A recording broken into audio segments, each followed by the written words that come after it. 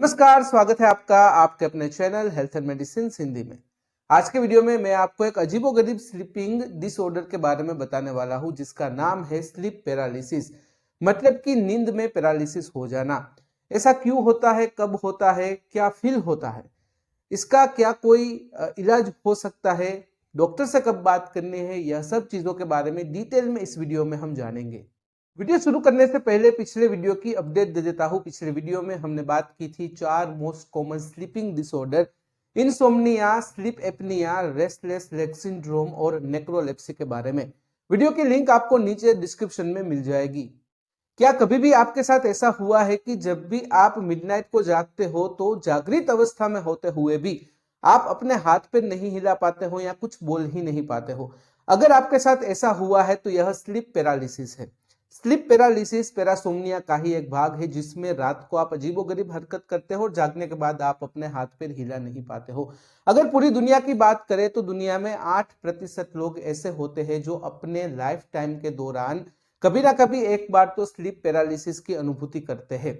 और यह जो अनुभूति होती है वो काफी डरावनी और चिंताजनक होती है। हालांकि ज्यादातर केसेस में स्लीप पैरालिसिस में कोई डरने की बात नहीं होती है, सीरियस नहीं होता है, लेकिन फिर भी स्लीप पैरालिसिस के बारे में जानना काफी ज्यादा जरूरी होता है।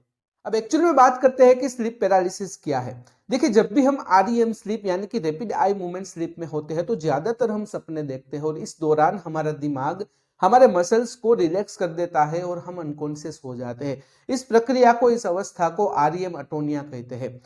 आप उदाहरण के तौर पर आप कोई सपना देख रहे हैं, सपने में कोई आपको मारने आ रहा है, तो आप अपने आत्मरक्षा के लिए कुछ प्रतिक्रिया करेंगे, वह जो एक्शन हो रही है उसका रिएक्शन होगा।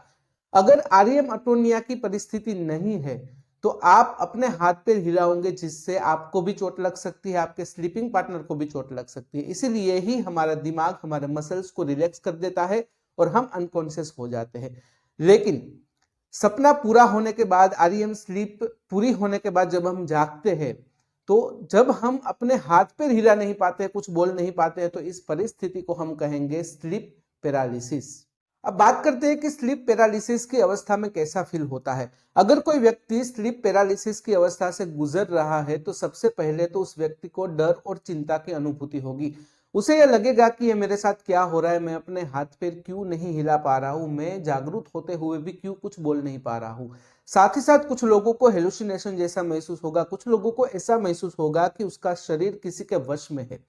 साथ ही साथ एंजाइटी के कुछ लक्षण जैसे कि दिल की धड़कन तेज हो जाना, पसीना आना, घबराहट होना, सांस लेने में दिक्कत होना इत्यादि भी फील होता है।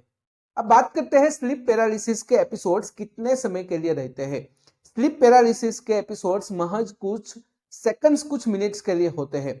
यह जो भी एपिसोड्स होते हैं, ज्यादातर एपिसोड्स अपने आप ही खत्म हो जाते हैं, लेकिन कुछ एपिसोड्स को खत्म करने के लिए आपको अपनी तरफ से कुछ ट्राई करनी होगी, या फिर अगर आपके स्लीपिंग पार्टनर या दूसरा कोई व्यक्ति आपको नाम से बुलाता है, आपको छूकर जगाने की कोशिश करता है, तो आप जाग जाते हो और यह स्लीप पैरालिसिस के एपिसोड्स खत्म हो जाते हैं। अब बात करते हैं कि स्लीप पैरालिसिस के पीछे कौन कौन से रीजंस रिस्पॉन्सिबल होते हैं। वैसे तो स्लीप पैरालिसिस के पीछे कोई ठोस रीजन नहीं होता है, या फिर वह रीजन फाइंड करना काफी मुश्किल हो जाता है। हालांकि स्लीप पैरालिसिस के पीछे कुछ फैक्टर्स रिस्पॉन्सिबल होते हैं, जैसे कि कुछ स्लीपिंग डिसऑर्डर्स जैसे कि इंसोम्निया, नेक्रोलेप्सी, एंजाइटी और depression, poor sleep quality, traumatic events, alcohol का ज्यादा सेवन, कुछ डर की परिस्थिति, फैमिली हिस्ट्री इत्यादि। अब बात करते हैं किस एज ग्रुप में स्लीप पैरालिसिस की अवस्था देखने को मिलती है। वैसे तो सभी एज ग्रुप में स्लीप पैरालिसिस की अवस्था को हम देख सकते हैं, लेकिन जब भी आप टीनेजर्स होते हैं, मतलब कि आपकी उम्र 13 से 18 साल के बीच होती है, तो आपके शरीर में फिजियोलॉजिकल चेंजेस होते हैं, मेंटल चेंजेस होते हैं और काफी फास्ट होते हैं।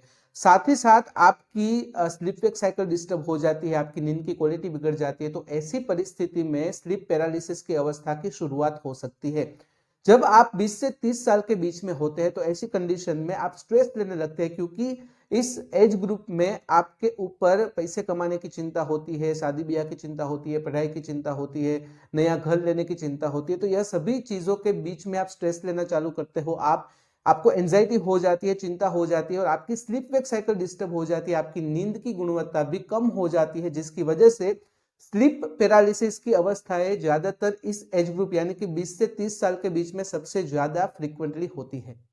अब बात करते हैं स्लीप पैरालिसिस की अवस्था को किस तरह से ट्रीट किया जाए। जैसे कि हमने जाना कि स्लीप पैरालिसिस की अवस्था के पीछे कोई ठोस कारण रिस्पॉन्सिबल नहीं होता है, इसलिए ही कोई भी एक पर्टिकुलर ट्रीटमेंट ऑप्शन को उपयोग में लेना बहुत ही कठिन हो जाता है। लेकिन हमने जाना कि स्लीप पैरालिसिस के पीछे बहुत सारे फैक्टर्स रिस्पॉन्सिबल होते हैं, तो वह पर्टिकुलर फैक्टर्स को कंट्रोल करके हम स्लीप पैरालिसिस की अवस्था को कंट्रोल कर सकते हैं। हम अपनी स्लीप का जो स्लीप हाइजीन है उसे बढ़ाकर, हम एंजाइटी और स्ट्रेस को दूर करके, डिप्रेशन को दूर करके, कुछ बुरी आदतों को छोड़कर हम अपनी स्लीप क्वालिटी को इंप्रूव करके स्लीप पैरालिसिस की परिस्थिति को दूर कर सकते हैं। अब बात करते हैं कि स्लीप पैरालिसिस की अवस्था के बारे में अपने डॉक्टर से कब बात करनी है। वैसे तो जब भी आपको फर्स्ट टाइम स्लीप पैरालिसिस की अनुभूति हो तो अपने आप कुछ फाइंड करने से अच्छा है कि डायरेक्टली आप अपने हेल्थ केयर प्रोफेशनल से बात करें, या फिर जब भी स्लीप पैरालिसिस के साथ साथ आपको ब्रोकन स्लीप की समस्या हो, दिन में ज्यादा नींद आए, हेलुसिनेशन जैसा महसूस हो, या फिर कैटाप्लेक्सी की अवस्था यानी कि आपको ऐसा लगे कि आपके मसल्स आपके कंट्रोल में नहीं है, तो ऐसी अवस्था के बारे में अपने डॉक्टर से बात करना काफी ज्यादा जरूरी हो जाता है। तो यह थी जानकारी स्लीप पैरालिसिस के बारे में। इससे भी ज्यादा जानकारी अगर आप जानना चाहते हो तो आप मुझे कमेंट के जरिए भी क्वेश्चंस पूछ सकते हो, या फिर डायरेक्टली आप मुझे मेल कर सकते हो qna.ham@gmail.com पर। तो फिलहाल इस वीडियो में बस इतना ही। आज का वीडियो ध्यान से देखने और सुनने के लिए आपका धन्यवाद। जय हिंद, जय भारत।